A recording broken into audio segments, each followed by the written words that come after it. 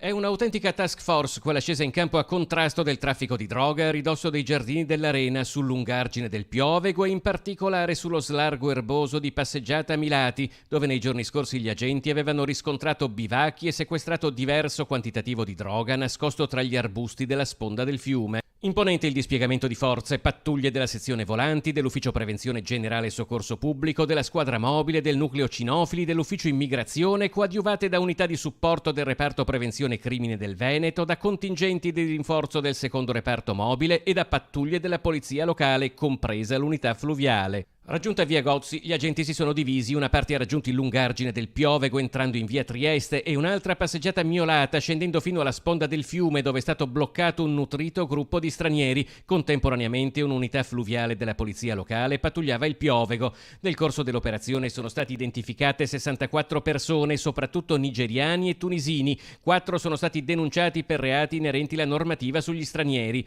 Mentre la squadra cinofili sequestrava quasi 2 etti di marijuana nascosti sotto un contenitore dell'immondizia, 15 extracomunitari venivano accompagnati in questura per gli approfondimenti dell'ufficio immigrazione.